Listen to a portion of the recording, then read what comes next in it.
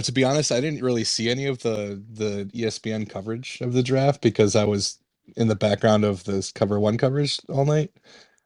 So I had no idea like I what the setup was like. So I mean, are you talking there were a whole bunch of people like outside or what was that like? I think the It general it admission, right? literally was a sea of people. It was unreal. Yeah. One of the most impressive showings of, I think, of any draft that we've seen thus Yeah, far. I was telling my wife I was at the Vegas one last year, and obviously it was a good showing in Vegas as well, and they had a ton of space for it. But this was different amount of people. And to that point, guys, I'm okay with saying it. I tweeted it out last night. I won't lie, I have so much jealousy and envy of Kansas City fan base and their organization. When the draft was starting, you saw a sea of red and a big celebration, and then Patrick Mahomes and Travis Kelce come out with the Lombardi Trophy. Like I hate them, but a lot of that hate is just derived from envy, right? Like that is Yeah, all I want. I want that celebration for me, yeah, I hear you. I mean, the trophy for sure. It would be cool to have a draft in Buffalo. I think, especially after you're the champs is even cooler. yeah, like we know that Buffalo can't host a Super Bowl, but it would be cool to have the draft there sometime for sure. Although my only argument against the draft being in Buffalo is the weather kind of sucks here right now, and it's at night, and like there's a good chance it could be hailing on draft night if you Yeah. have it in Buffalo. So we'll see. Um, Here, Ahmad's got a request, so we'll get him in since most of us are panel. Let's see here, add a speaker. And Ahmad, I remember Ahmad. I remember you, Ahmad. Let's no cow. What were we talking about? It was cow something last time. Not doing that today, bud. What's up, Ahmad? How's it going, man? What's up? Good night from Malaysia. Say hello to USA. Hello. Hello. USA says hello to you. I'm from Malaysia. Where All you, right. where are you You from? got I'm from Malaysia, Kuala Pahang. Malaysia. Malaysia. Yeah, Malaysia. Yeah. Gotcha. Do You you got want a point. Just remember, right? All right. Well, we're gonna keep going. Bills talk. Do you got a Bills point, or you just want to chat? All right. Perfect. We're gonna just sorry, Ahmad. We are here to talk Dalton Kincaid. So last night, guys, was a little bit interesting. Obviously, we were all chatting in the Cover One Slack channel and on Twitter and in our own DMs and stuff as it was getting towards those 20s, right? As you're creeping towards 19, the list of wide receivers on the board. How confident were you feeling, one, that the Bills were going to be able to make that jump up, to 19? It would have had to been to really get the first one off the board. Like, how did you feel? How far were you feeling that Brandon Beane was really willing to move up to go get one of those guys at that time? 19? I know people are talking about as the threshold because that's what, it would have taken, I think the third round pick and maybe a future pick to get there. I don't know. I personally never really felt like he was gonna go that far the need just didn't seem like, if you started investing huge, you know, assets in trading up, it's really to me it's a situation where the need is greater. Like you're drafting Josh Allen or you're trying to target a franchise quarterback or franchise left tackle or something like that. Um, a slot receiver, like I know it's something that the Bills have been missing since Cole Beasley left. Um, but I don't know that, trading up for Jordan Addison or JSN even it to that extent was really ever in the cards. But you don't know. I mean, maybe he was on the phone, when the picks were in like the low 20s, trying to move up. I'm not sure, but I feel like we got the biggest slot receiver in the draft. Yeah, I certainly didn't know how realistic it would have been. It was when we started getting to the low parts of or I'm sorry, the higher parts of the teams, and you saw they got to 19 and there hadn't been a receiver taken. I was of the mindset that I really thought they were going to try to make that jump. I don't know if they did actually try it, but it seemed possible that you might be able to get to 19, or if you didn't think Seattle was going to take JSN there, to leapfrog and go up to 20, take him and just get your guy. But the board didn't end up working out in our favor as far as receivers go. And, anyone who was in our chat can tell you I was definitely taken back by the fact that they took Kincaid. But seeing it for what it is now, it makes perfect sense in my eyes. And I think, you did still trade up slightly. You did give up pick 130, I believe it was, which is fine because you already had 137. Definitely would have liked JSN if they did make that move, but seeing as he went and then you saw the receivers all fall in a row, I'm glad they didn't make that leap in hindsight. I think they did exactly what they needed to do there. They didn't give up too much, and they still got someone that's going to fill a position of need in their offense. I think we also have to look at is we don't know because we saw some of the trades were kind of all over the place in terms of valuation. We don't know what these teams were going to be asking. And the tough part about it is you would have had to get to a certain threshold because of you saw how many teams in a row wanted receivers. And we don't know if other teams were doing the same thing and calling, and they were pitting people against the Bills because everyone knew the Bills had basically a couple real wants: wide receiver, offensive tackle, linebacker. And once Campbell went, I think that really narrowed down what they were looking at. And once the offensive tackles went, that closed that gap even more. So I think it made it very apparent to a lot of teams that if the Bills were calling, it was for one thing and one thing specifically. I think it was a smart move. My guess is when it got to that point and got to 20, Brandon Beane may have had like 6, 7 guys and said, you know what, we like where we're at. And then once Dalton Kincaid, was still there, I think he felt like, hey, I didn't think he was going to be here. Let's go get him. And he may have had, for all we know, he may have had the same grade on Kincaid as he had on JSN.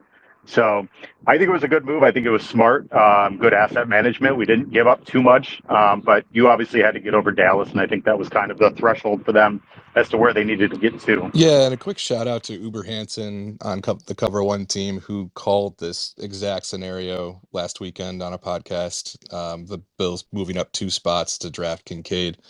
He had, the other team giving back a couple late picks to close the gap in trade value.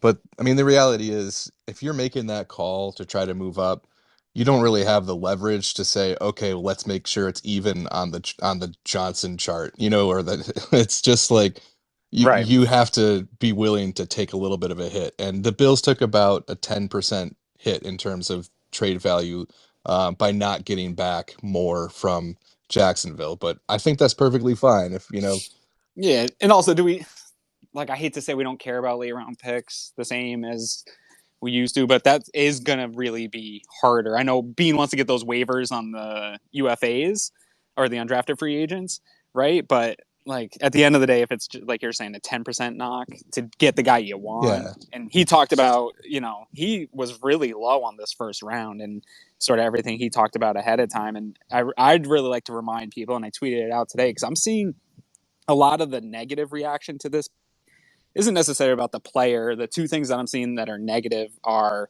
that we don't trust the Bills to utilize them, which I would then counter. Then you have to hold that standard to every skill position player that you were interested in, right? If you wanted wide receiver at 27 or in a trade up, then that's still the same concern: is can Ken Dorsey use them, right? That doesn't change between tight end and receiver. And then the other knock is value of first round and what is the perceived production that you're supposed to get at a first round to make it valuable. And my argument there is, even with a trade up, a slight trade up, you're still talking about the second half of the first round, and they're almost 2 separate rounds entirely of where you should place your value. And Brandon Beane essentially said as much in his press conference, saying hey, we're going to be picking likely a second round graded player, and that's not necessarily an immediate start day one. That's we project this person to be a starter if everything goes accordingly going forward year 2, year 3. So I think we have to, as fans, also adjust our own expectations. And just as a correction, I actually messed that up. It was pretty much a perfectly even trade in terms of the value chart. I think one thing we also have to talk about, I know people look at this this pick with, Kincaid and another tight end. We just paid Dawson Knox. You also have to think that we've tried getting a second tight end before. We tried, and we ate $3 million of OJ Howard's contract to try to bring him in. We thought Quentin Morris last year was potentially that number 2. Obviously, we got Tommy Sweeney before. I mean, we've tried for a number of years to try to fill that role, and to no avail, haven't been able to. And then I think the other thing you have to look at with this is they did this with a thought in mind to help Josh. And I said before the pick even happened, because Steve Mathis went around and said, hey, who do you think Dallas is going to take, or who do you think the Bills are going to take? And I had said, if you take Kincaid, you have to get out of the mindset that he is a tight end and that he is a weapon. That's what you're getting, a weapon first. Yeah, I mean, maybe Erik can speak to this more, but I wonder, like, is this a role that we haven't had before with the other tight end twos that we've had? I mean, Kincaid coming in as sort of that move tight end. I'm curious to see what you think, Erik. Welcome in, man. Yeah, I would think that over the last few years, when they were going to those move looks, it was Knox more times than not. But when you look side by side at Knox and Kincaid, and when you're splitting them out and you're flexing them out, you got to understand that as good as Knox is, his strength, his forte has always been run after the catch and getting down the field vertically.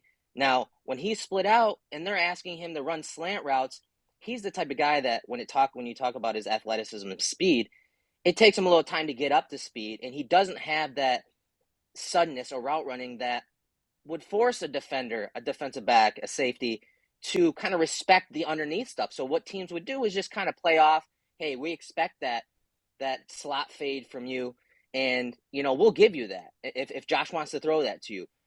Kincaid, when you flex him out, he can win underneath as good as any of the receivers in this draft.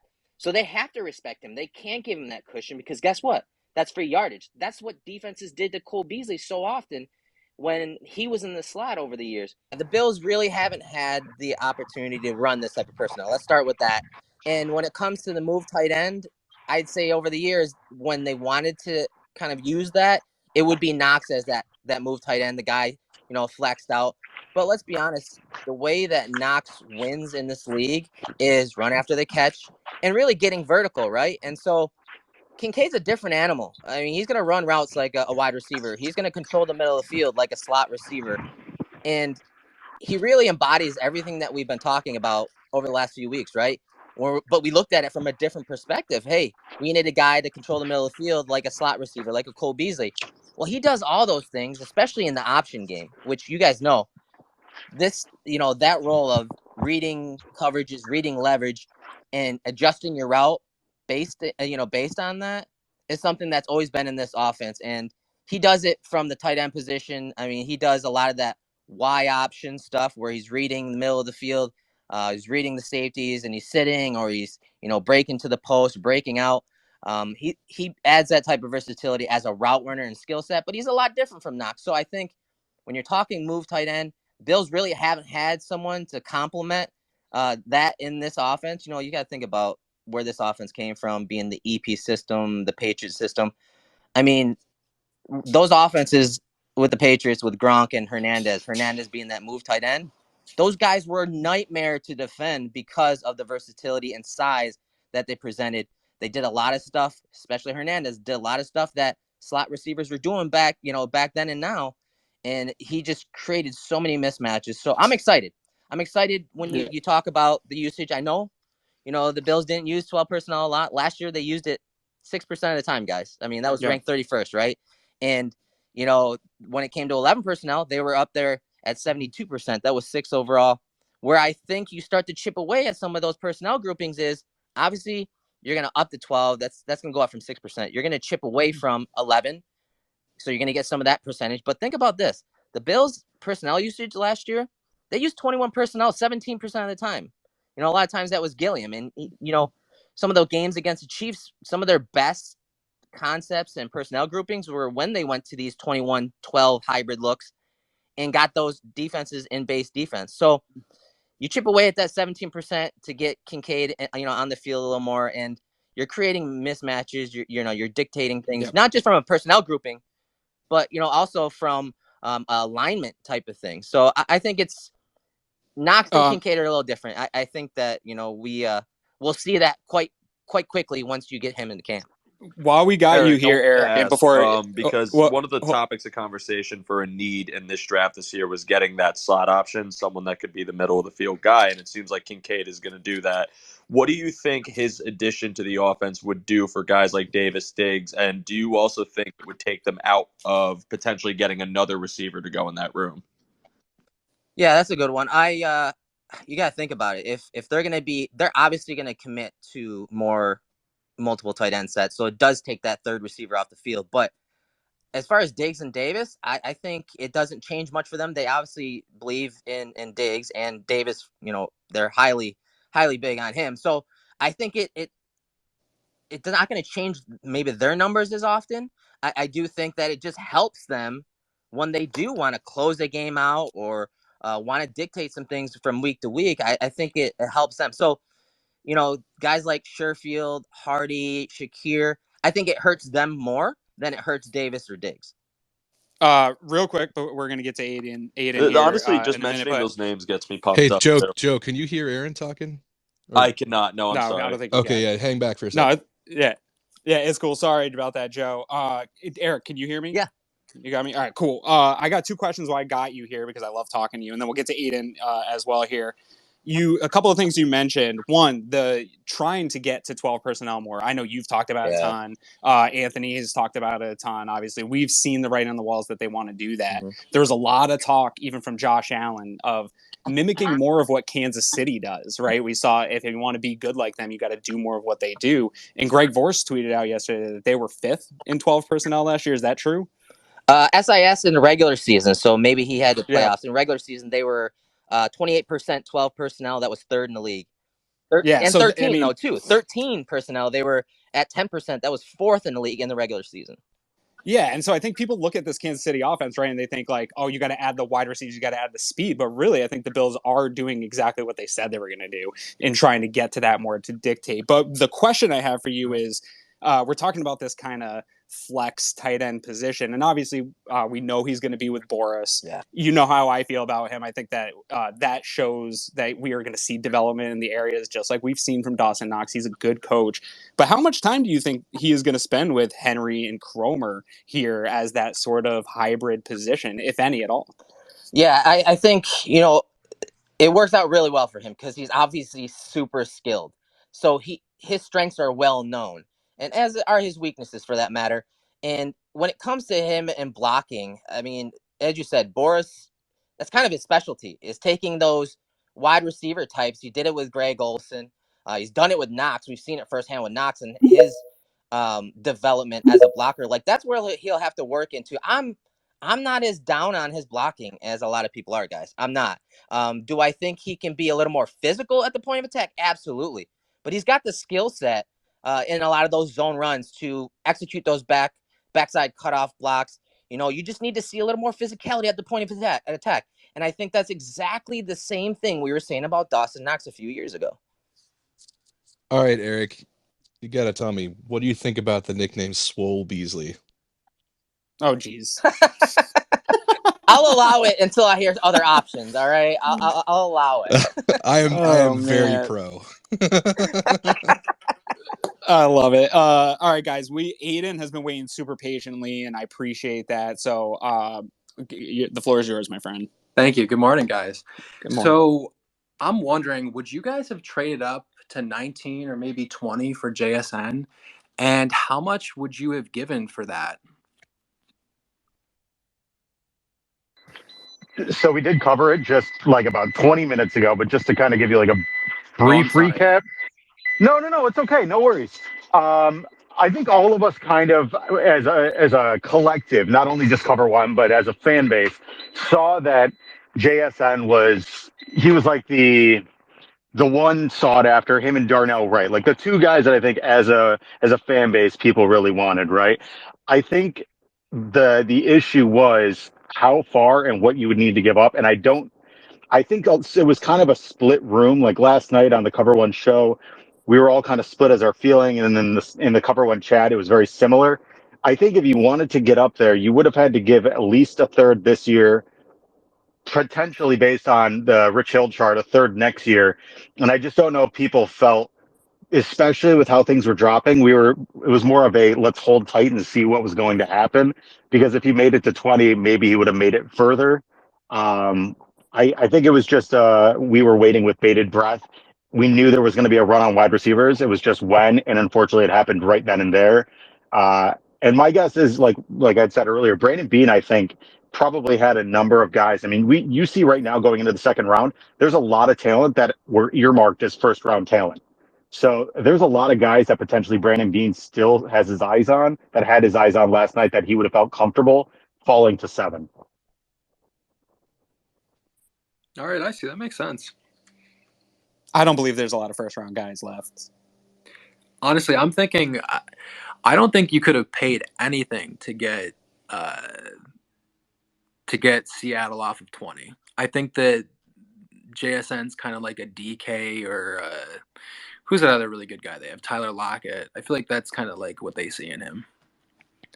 Maybe not the same body type, but they have to also think for their future with Lockett, right? Like I love Tyler Lockett, and he's been super productive, and I've kind of wanted the Bills to be able to sneak him away for years, but that wall is going to hit at some point. So this was a great move for them to get somebody in the building to be that replacement in terms of production at some point, right? yeah, I agree. Thanks, guys. Thanks, man. Appreciate it. Thomas, I know you were Josh Downs no matter what. And so I want to pivot this conversation a little bit necessarily just about Kincaid, but as to how does this impact, what are the Bills going to do going forward? Is that still in play for you? Are you still Downs no matter what? Is wide receiver maybe a little bit later here? Or, is D-Hop to Buffalo? Is D-Hop watch still on? What are you guys thinking of how this, what's the trickle down from Kincaid round one? Man, it's tough. Because I see Kincaid as like a juiced up, polished Gasecki, right? Like a guy that you can run in the slot. And even Greg last night, he made a real quick run into the Cover One show and said, Kincaid's a slot receiver. I love Josh Downs. I would love to get Josh Downs, and I'm of the mindset that there's never enough. Like you can never have enough talent. Like I think that's just it is what it is. But man, going into that second round with a guy like Keanu Benton sitting there, Drew Sanders sitting there, there's a couple guys that the Bills could really utilize. Matthew Bergeron is still sitting there. I mean, there's a ton of talent sitting in front of them. I think a lot of that's going to go quickly. They may have to trade up if they have an eye for somebody. Man, I would love to get Josh Downs. I just don't know at this point, now that you've got a guy that potentially could fill that role in the slot, that you necessarily are going to double dip. I think in terms of DeAndre Hopkins, again, if you have the opportunity to get DeAndre Hopkins, I don't know how you say no. It just comes down to how do you utilize all that talent? And you know what? If that's an issue that we have to run into, I'm willing to figure it out down the road. I would love to have too much talent and Those not are know how to use it. the best problems in the world, right? The ones I always wanted.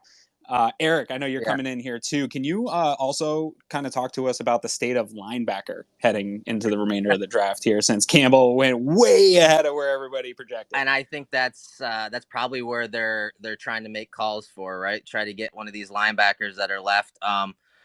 I don't know. I think when it comes to the slot position, Downs, and some of those guys that we're really high on and pumping up, I think that priority kind of has dropped a little bit. I think if they are going receiver, it's gonna be a mid to late round developmental guy that can possibly have a role as an X, as a Gabe Davis type, great hands, Wilson? big size, guys like that. I mean, the slot guys, this is a slot draft, so I think there's a lot more of those, and you can get those in almost every round. And so, I mean, I don't think it's out of play, but I just think if they are going to start shifting their personnel groupings to more multiple tight end looks, the slot priority is definitely dropped a little bit. And so when they do want to run 11 and want to run multiple wide receiver sets, they want guys that can maximize those touches. That's why they're talking guys like Dell. That's why they, have guys like Hardy. When teams want to go to those man coverage looks, they want the speed guy from the slot, not necessarily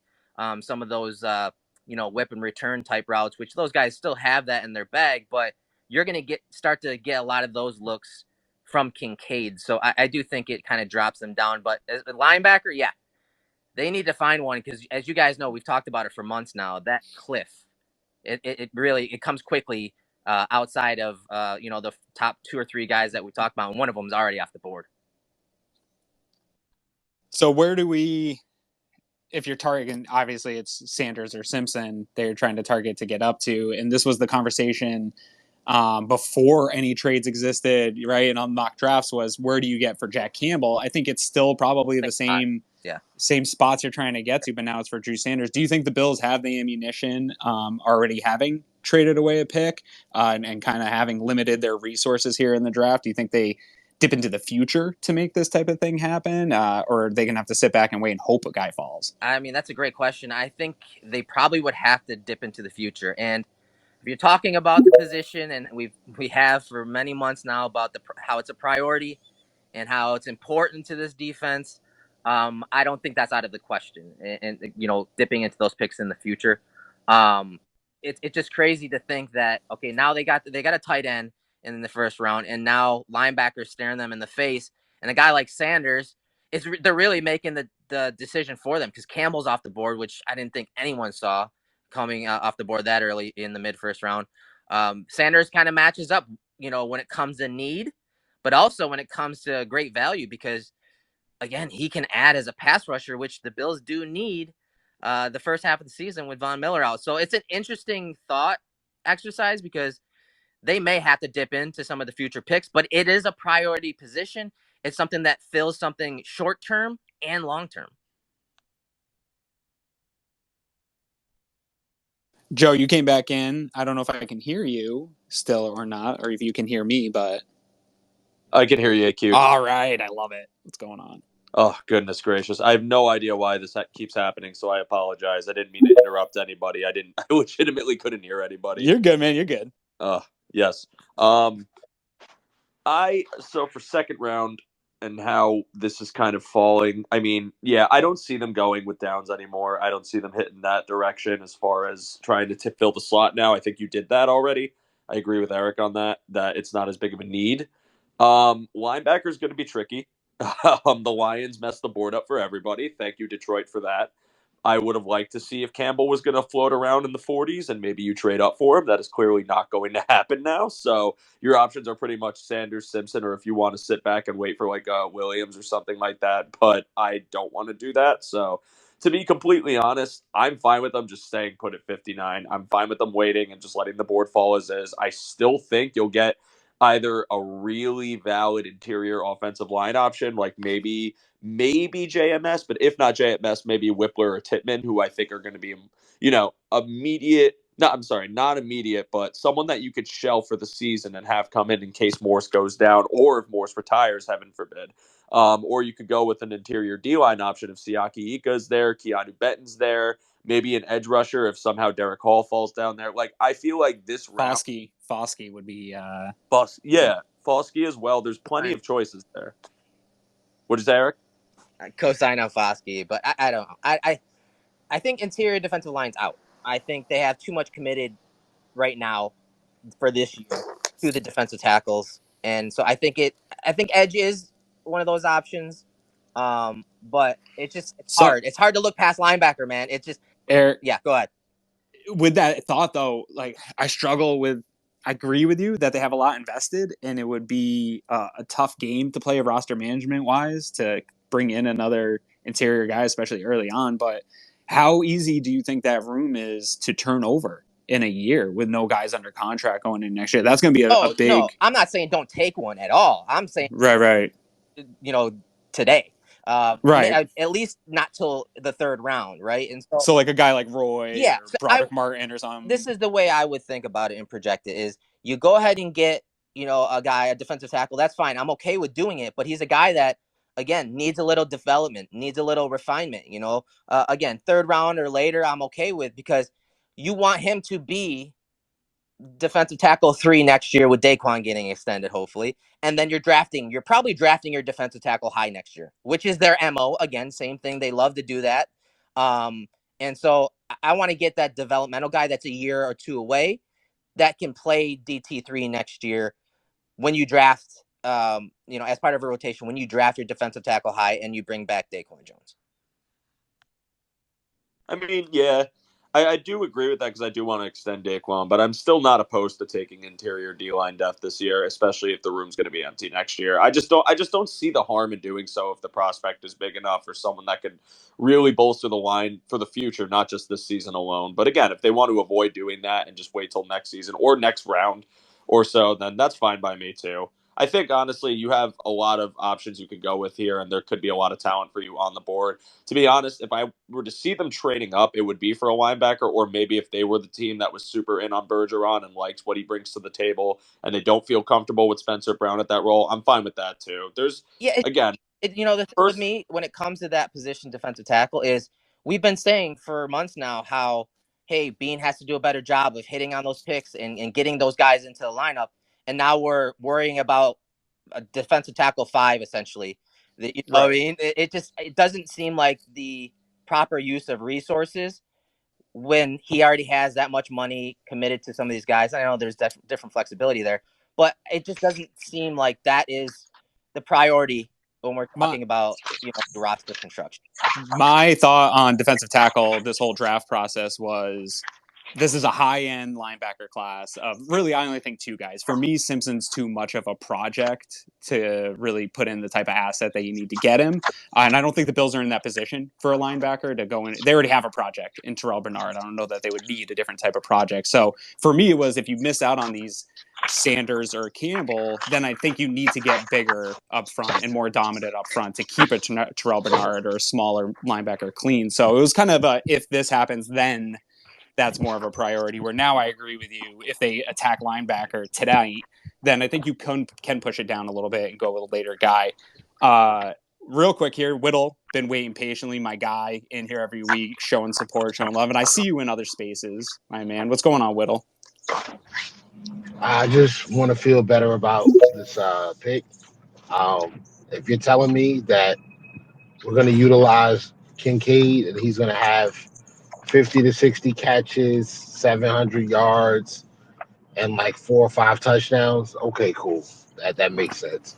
Um, if you're telling me that this pick is going to allow us to run the football a lot better than what we've been doing, then I'm with that as well. Uh, I don't trust. I don't trust the offensive coordinator. I mean, that's pretty common knowledge at this point.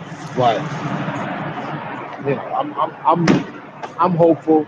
Uh, I didn't like the trade up, giving up a 4th round pick.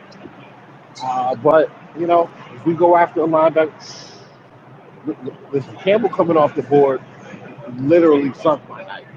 So I'm just hoping for the best. Yeah, We'll your see. sound is really drowning out. So I'm gonna throw you on mute real quick, Will. Sorry, man. Um, That's fair. But yeah, no, but to that point, I made this point earlier, Erik, and I want to know how you feel. I think if you're going to have that concern about utilization, you have to be consistent across the board. And if you wanted wide receiver round 1 for this team, you should have had the same exact concerns about utilization as wide receiver as you would about Kincaid. And so I just want consistency from people. If you wanted a weapon added to this team round 1, that's always been the concern. Yeah, I'm not going to be a hypocrite. I'm in the same boat with you, Aaron. We've had our concerns with Dorsey. We've had our concerns with usage. I mean, that's always really been a driving narrative that we've been talking about for several months now. So I'm not going to. Yeah, the biggest addition I wanted this offseason is changes from the Yeah, philosophy of the staff. yes, and my hope is the Bills get back to some of the plays and concepts that Josh Allen's used to. Playing under Dable, getting back to some of that. He mentioned that at his presser. And while it is a drastic change in personnel grouping when you're inserting Dalton Kincaid and using multiple tight end sets, what he does well isn't something new in this offense. The personnel grouping usage is different. So I understand the criticism and worries there. But what Kincaid does well are things that are in this offense. And so I'm not worried about his usage from that perspective. I think he can easily call a lot of the same plays that you ran with your slot guys. You can run him with Kincaid. So I think it's fair. But again, as Aaron said, you have to apply it across the board. And we're not going to know anything. This is going to be a talking point until the games start, because it is a fair one, but it's all based in numbers. It's not based in reality yet.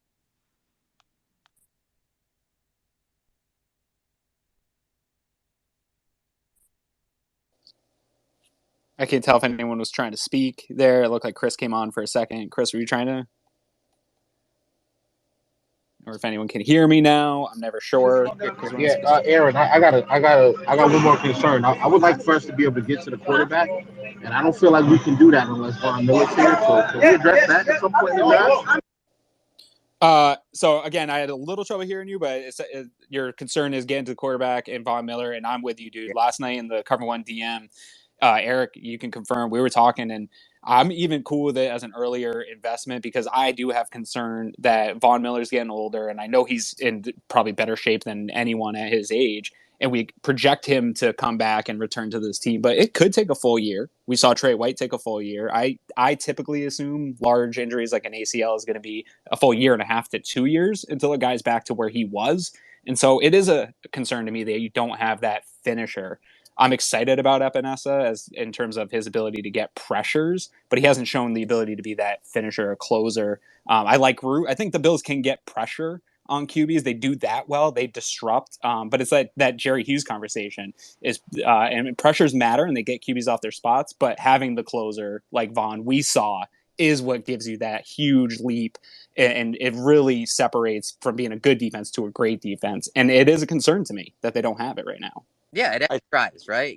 Those type of plays, those sacks, turning pressures into sacks, those end drives, those takeaway drives from your opponent and give your offense the ball back. And, we saw that firsthand, that the time that Miller was on the field, he did that and he was paying off in that regard. So I agree. They do need to find, I agree with Whittle. They do need to find some more pressure and that, converts into sacks. But hey, maybe that comes from scheme. Maybe that number goes up because of scheme and McDermott calling the plays now and having different looks and some different pieces. Maybe that's really where the bridge comes. I do think they're still looking at edge though, but I think they'll be a little bit more aggressive and put more pressure on the quarterback and not just with 4. I do think McDermott's aggressiveness is going to show.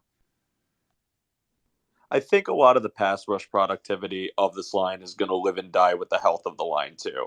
I think early on in the season last year, you were seeing how good they could potentially be with Vaughn, obviously, which is a huge help as your closer. But you were seeing how good they could be when they were all healthy. But I think injury issues, when you had Ed's injury earlier in the year, obviously Jordan Phillips went down a few times, Daquan Jones later in the season with the calf, it really affected the pass rush as a whole, and that's because your interior is not getting as much pressure. I would love for a whole healthy season, but that's a big concern I have too, not just with Vaughn, but is that interior D line going to stay healthy? Is Jordan Phillips going to stay healthy? Because if he is, he's great. He's disruptive. He's a big force of pressure in that line. But if he goes down with some freak injury and Daquan has problems and Ed's getting double teamed, I'm just not confident that D line is going to be as productive. And that's where I think you start to weaponize Rousseau a little more. It's something that we saw a lot of from McDermott when he was in Carolina, as he was taking, Addison and those edge players, Charles Johnson, and moving them around, sometimes in 2-point stances in the A gap. Again, I think that's where you'll see a little more creativity with the scheme, some different looks than we've seen, not just your typical too high shell type looks. I think they're going to be a little more aggressive when it comes to the X's and O's and the scheme portion of it. And so whether or not they do grab someone else to, whether it's interior or on the edge, I do think you're going to see some of that bridge again from is that Lorenzo Alexander role in play if they address linebacker for Terrell Bernard or even Taylor Rapp becoming that kind of rush guy off the edge situationally? Yeah, I mean, it depends. The thing that we loved about Bernard, as you're alluding to, is his ability to rush the passer, right? When AJ Klein was at his best and inserted in a lineup, what was he really good at? Rushing the passer. He rushed the passer like 25% that year as an off-the-ball linebacker. That was crazy, and it was a shift, right? It was a shift defensively for them to accommodate his strengths. And so that's what I'm talking about. Those two guys right there, if they're going to be competing for that Mike position, That is something that you could see a lot more of. And then again, when it's obvious passing situations, if this is the linebacking core, yeah, Taylor Rapp. I mean, you could easily insert him as that second linebacker with Milano, and do some cool things with that as well, whether he is in the box, fringe of the box, on the field in dime with Taron Johnson, not taking Taron off. So it's fun. It's fun to think about, and that's the thing. On both sides of the ball, there are legit worries with usage with Kincaid and the shift in philosophy on that side. Same thing on the defensive side. We don't know what we're going to get from McDermott, but that's not a bad thing, guys. Mm-hmm. That's not a bad thing in, we're in the 6th year now with this regime, and changing things up and pivoting is not a bad thing. I'm always scared to change too. I'm a creature of habit. But when it comes to this stuff, when it comes to football, like, that's exciting, in my opinion, more so than a worry. Yeah, one thing that has bothered me is this idea that I've heard people say that if you take a linebacker early here, that it's somehow an indictment on Terrell Bernard and that early pick, and now that's a bust too. When I don't believe that's true. I don't think the plan was to ever, one, lose out on Tremaine Edmonds. I think that market got pretty crazy and that deal got too good from Chicago, and then they had to pivot. I think the plan was to use Bernard in sort of this hybrid role like you kind of saw after the pick. I don't think they intended for him to be a Edmonds replacement. So I don't think that would be an indictment of that pick, and that he still could be utilized in this defense in a specialty role. So I think people get too binary on some of these things. Whittle, I'm going to let you back in here, man, but sound quality is a little bit important to us because we do put this back out as a podcast. So letting you back in, but let's see how it sounds, man. How's it sound now? Pretty good. Go for it, bud. All right. I just wanted to know if the pick of Elam and Benford kind of doubling up on guys that can play man to man effectively. Was that part of this plan to kind of switch from the more conservative nickel, watch and react type defense to, we're just going to start going after people? Because I agree. I think that's what needs to happen. Like, if we're going to win against some of these top level quarterbacks, like, we have to get to the quarterback. Like, we have to get to them. We have to get them on the ground. So, do you guys think that was part of this plan? Like, was this a 2-year mini makeover defensively that we're watching? I don't know. What do you think to that, Erik? Because I know they wanted to get the players to be able to do things a little bit more. And we are seeing trends that they are willing to change maybe more than I always thought early on. But I think at the end of the day, they still stick to what they do. And it is going to still be that zone heavy scheme. And these tweaks will be minor percentages in the things that we see more of. Yeah, and you always want to keep, diversifying and adding things and tweaking things, and they're rolling with the punches. There are times versus certain teams, especially in the AFC, where you're not going to just get home with 4. You're going to have to do disrupting, whether that's with adding on a rusher and blitzing, or just getting in the face of the wide receivers, not giving them those free releases. There are different ways to skin the cat, obviously, and so I think getting guys that can hold up in man, but more importantly, can disrupt early in the route stem is really where they're trying to get to, so that they're not just relying on that disguise and nickel and that just that continuity. Because now teams are picking up on it, and they did pick up on it based on some of my conversations with some guys. And so you have to change and tweak things a little bit. And I think adding athletes at that position and guys that can, again, disrupt things from outside in coverage, not just from a pass rush standpoint. You got to have both the ability to do both things and affect the quarterback on both ends, from the coverage standpoint and from the pass rush standpoint. Chris M, always constantly in here showing support as well. What's happening, my man? Good morning. What you got today, dude? Good morning, guys. Oh, you cut out there. Spaces, man. It's tough. It's tough living out here. Kevin Massare has been sitting here. How you doing, Kevin? I haven't heard from you today. What's going on, buddy? Beautiful Friday. Excited for coverage tonight. Just living large. I was on all my shows a big proponent of get Josh Allen weapons, and I think Bean did exactly what he needed to do. Got aggressive, had some intel on Dallas, fairly well known, and came up and got a big slot receiver that he thinks will help in a large quantity like we're used to. And personally, he's something different. He's something different for the offense they can scheme and use, and it might be more what Ken Dorsey's looking for. And I think my question to everyone in the panel is, what do you think? Do you think that Josh still prefers his small, twitchy guys? I still think that's on the clock if they find the right receiver here today.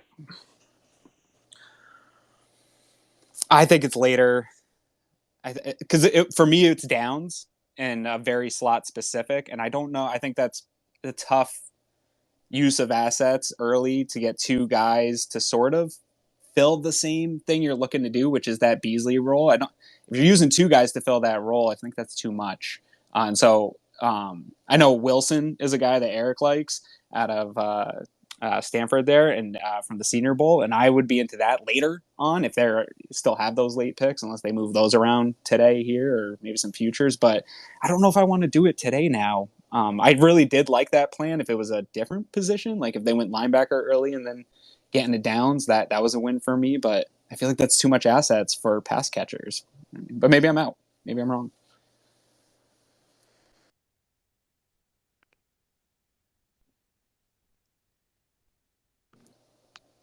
I couldn't hear Chris if you were trying to speak, and I don't know if anyone. I wasn't. I Oh, was okay. going to, but then I saw that Erik wasn't muted, and I thought maybe he was trying to speak. Man, we're just having all kinds of tech stuff going on. Yeah. On it today, huh?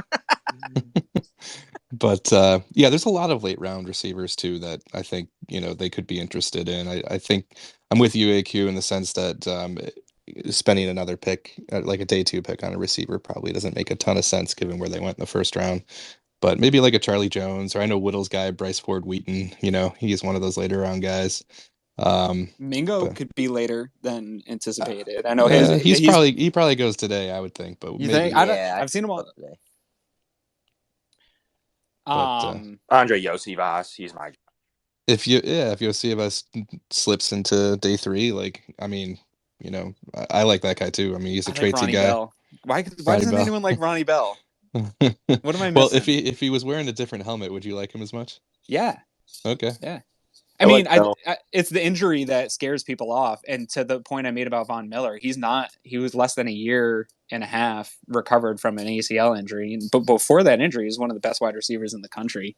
I don't know. I think I would take a late waiver on a guy like that. He's not special athletically, but he's just a good wide receiver. He's always making plays in a big division on a big team with shitty quarterback play, too. So I don't know. But maybe I am just a homer. Ask Greg Vorse. I would like to, because also I think we're forgetting about Shakir, and I understand he didn't go scorched earth this So past. we going tackle today then? Oh, I think Joe was going. Oh, sorry. Chris. I don't I'm know if you sorry, get out. Joe. You're No, I good. can hear you. I'm I'll gonna head yell at back. Elon after this. Yeah, Elon's fucking up. Yeah. Baby. I was just gonna say, I think we're forgetting about Shakir, and I understand that he didn't go scorched earth last year, but you took him in the fourth round. There's an opportunity for him to develop. You added in this tight end who's obviously going to take your slot role, but I just don't see if you really need to use your limited assets on another receiver now. I just don't deem it as worth it unless you're in the later rounds. Like I'm talking late, like sixth or seventh. Well, they're not in the seventh, but fifth or sixth. And you're looking at the receiver room and you're like, okay, there's no other position of value here that we could really take that we'd want to develop long term, then maybe, but I just don't see them using another asset on receiver. I think they're done there, at least for right now, unless they want to try and switch things up offensively and add in maybe like a later on a Bell or a Shorter, or even if you want to get wild, a Tank Dell, because I know Aaron loves Tank Dell. But I just don't even see how you would fit them in at this point. And for me, it's more valuable to try and just get what you can that is somewhat of a need now than try to just get another receiver. I think that's a fair point too, because this regime is always kind of committed to the guys that they drafted for a few years. They take these picks seriously, and especially when it comes to developing guys. So I think that's a fair point with Shakir, because when he did get in and get some reps, there were some bumps in the road, no doubt about it. But there were some nice things too, especially when you got him the ball early and he could do something with the ball in his hands after the catch. So I do think that that's a valid point, and yeah, I like Wilson from Stanford, and he's the type of guy that I could see them really liking because of his football IQ, and all that, but he does have some worries when it comes to availability. But he is the type of like Gabe Davis, willing to do the dirty work, but has has a size, but also some really good route running for a guy his size. So Joe, that's a great point on Shakir. The wide receiver room is full at this point. It doesn't mean that they're done adding, but there's some pretty good talent in that room. Even just some of the guys that added this offseason. So it'll be interesting to see the direction they go, especially today when we're talking wide receiver, because we've been talking about it for months, and now it's kind of shifted because the philosophy is starting to shift. And Kincaid's basically a wide receiver. Bingo. So there we go. I just, for warning for everyone, my time max today is about 10:40. Got to go pick up my little guy. And so that's about it for me. So just to keep an eye on time for any points that anyone's trying to make here at the last minute. So I know, Erik, we got some projection from you as to what we're going to see from them today. Anyone else got any sort of projection on what the Bills' plan of attack is for this evening as we sort of round out this discussion? Well, I'll say this much. There's a couple safeties and a couple corners that are ripe for the taking. And not to say that I think we need massive upgrades, but I think we saw last year how quickly we were decimated once injury hit. We already have 4 safeties. I talked about this yesterday. We don't know how long Hyde's neck's going to hold up. Hoyer had a massive load of injuries last year. DeMar Hamlin was on death's door last year. And then Taylor Rapp has been hit by the injury bug quite a bit.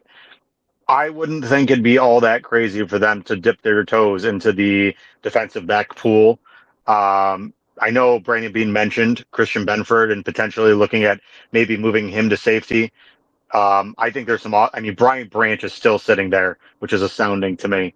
I think there's some names that could be had, and it wouldn't stun me if they looked to potentially shore up that defensive backfield, especially because it is kind of thin at this present moment.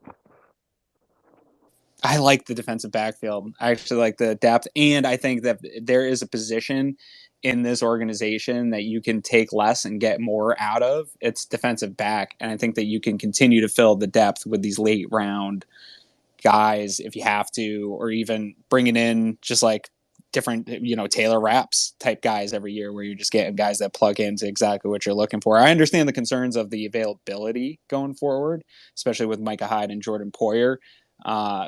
But you start losing those guys, I don't know that there's going to be replacement level players. Maybe Branch, but I think, again, you're going to have to move up for something like that. If you're moving up, it's got to be for linebacker, in my opinion. You got to have impact now this year if you're moving up for something like that. So I just, the early like this, for me, it might be too rich for my blood for a position I'm comfortable at. Yeah, I agree with AQ. I'm really comfortable with this DB room, corners and safeties included. I like some of the versatility that they do have as well. They built a really nice room back there, and then of course the scheme is always going to be on point, and the teaching and development is always going to be on point.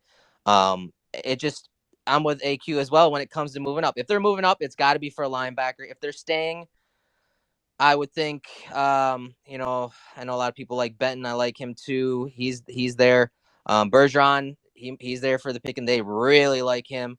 Any of the edge guys that we talked about, Hall, Foskey, I think that's fair to analyze at pick 59 today.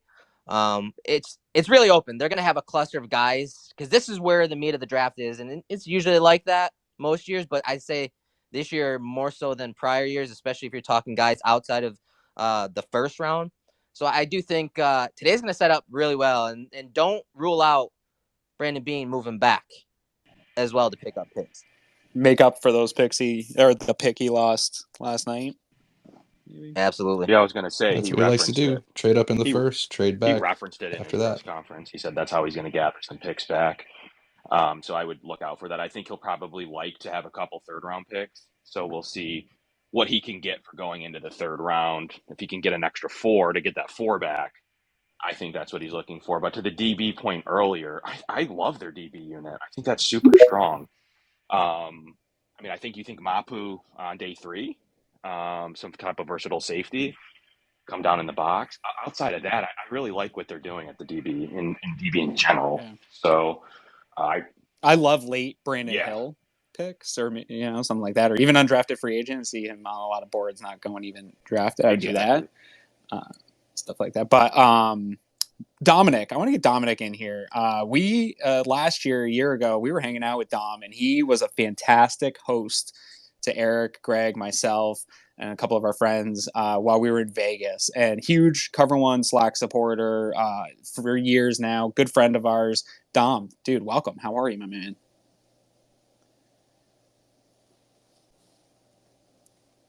You have to unmute yourself to talk to me. There we go. There he is. There we go. How are you guys? I am up Good. early. How are you, buddy? Just to listen to you. I'm sorry. I know. I just wanted real quick to ask you guys, who is the winner of this year's annual Greg Thompson what award for the first round? Gibbs. Yeah.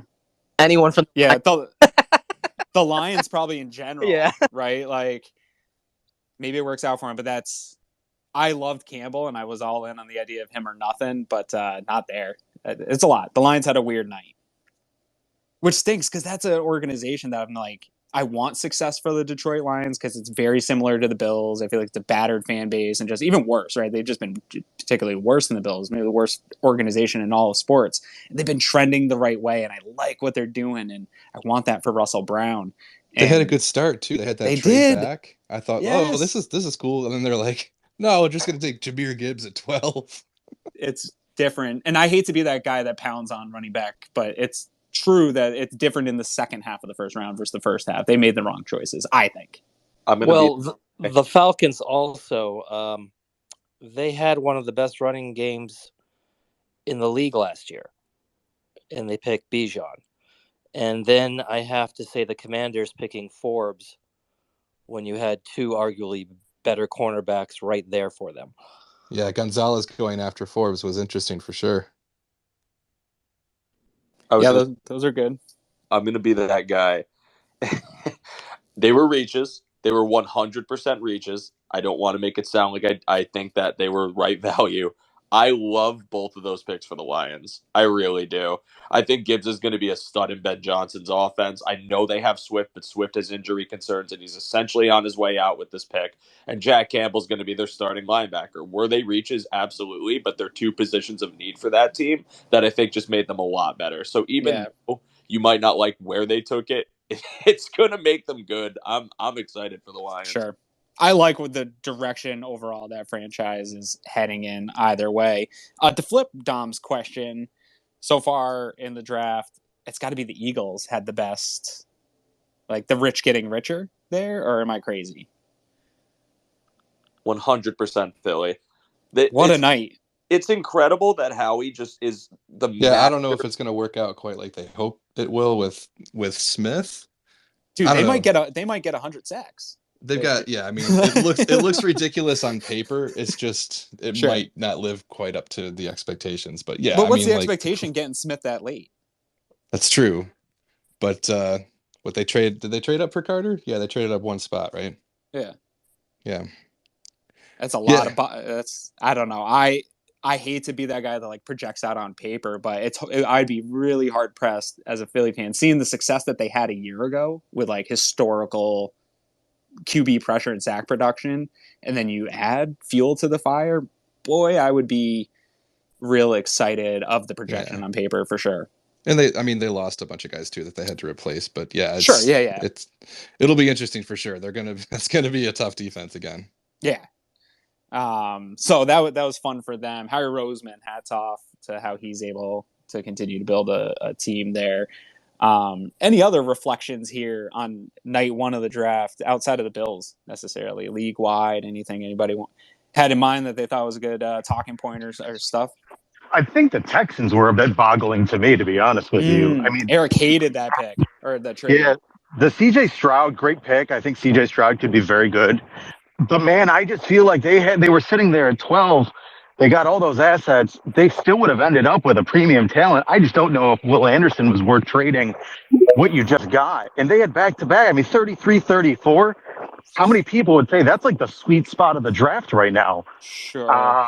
And then on top of that, if they really wanted to, there were going to be people that were going to want to trade back up to that spot in the second round. They probably could have gotten more assets.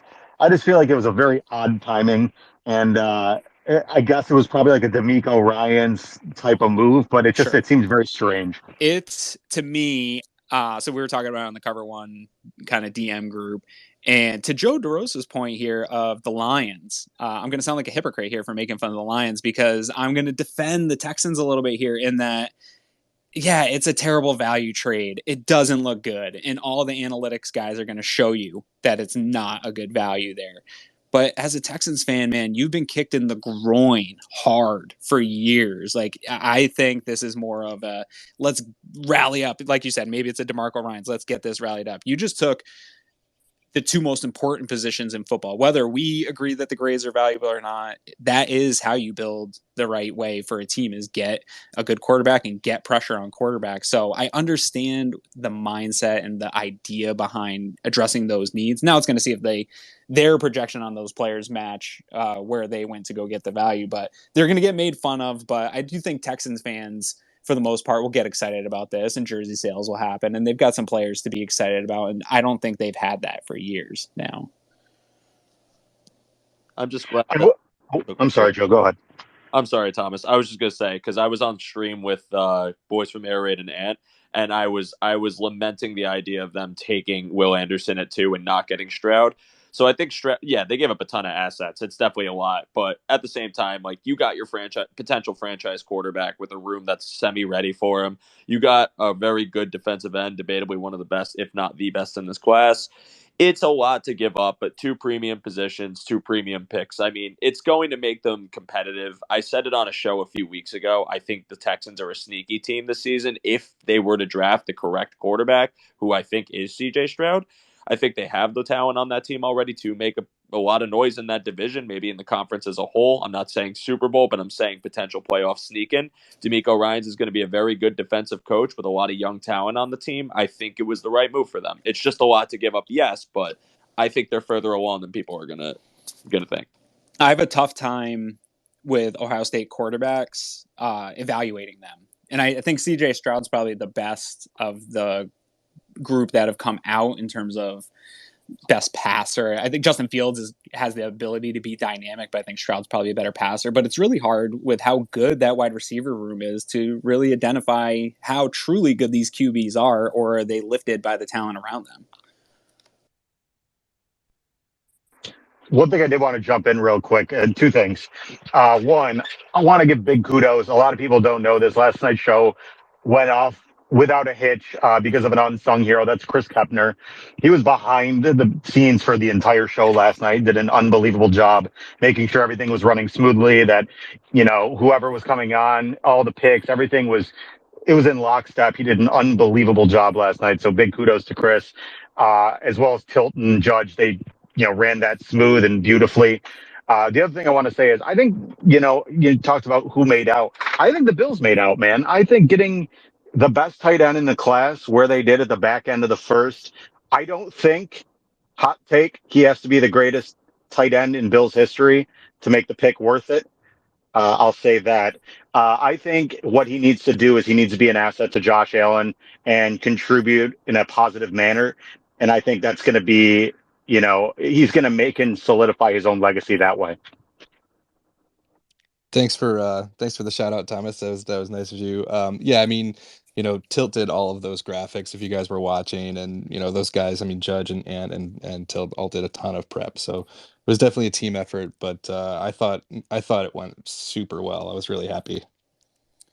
Fellas, we are coming up on the 2-minute warning here. So I know everybody's so hard at work here. I couldn't be prouder of the team that has been assembled at Cover One here. We put a lot of work into building this for years now, and what a great team. And we continue to add to it consistently. Obviously, Thomas has just recently come on board.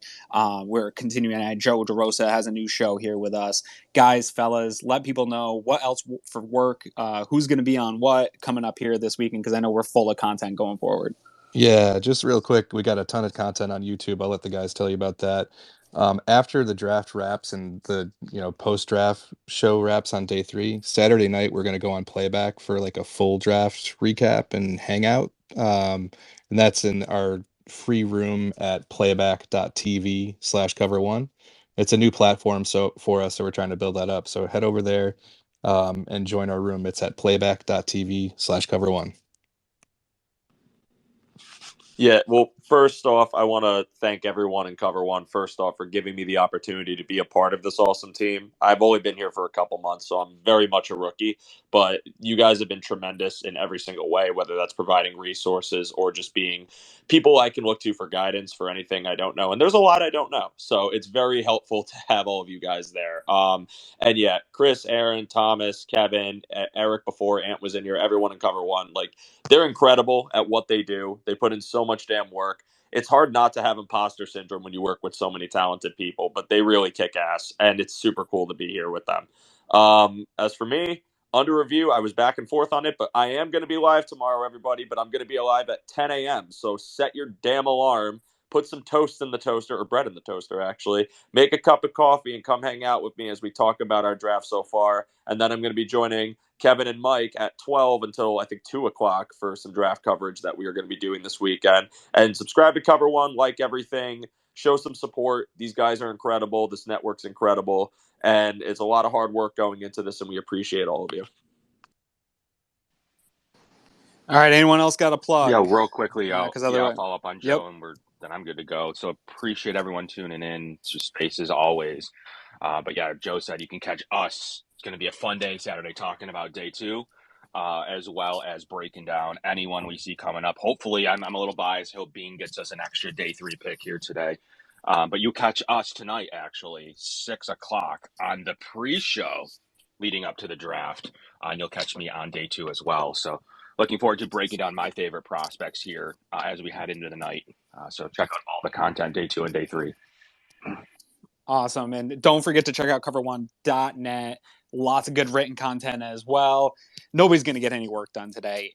NFL dominates the world. The draft is too much fun. Everybody's going to be looking at these prospects. And Cover One, we've got you covered, whether it's YouTube, audio, on podcast, or through our written work on the site, or just on Twitter, following everybody in the content creators. I know everybody's going to be scrolling all day. So make sure you're following everybody associated to our brand here. And appreciate everybody coming out. Appreciate everybody speaking up. Ahmad, I know we didn't get you back in, man, but it is very hard to hear all with the background noise. I'll DM you and we'll talk about it sometime, try to get you on here. Everyone, appreciate you guys, and go Bills. Go Bills.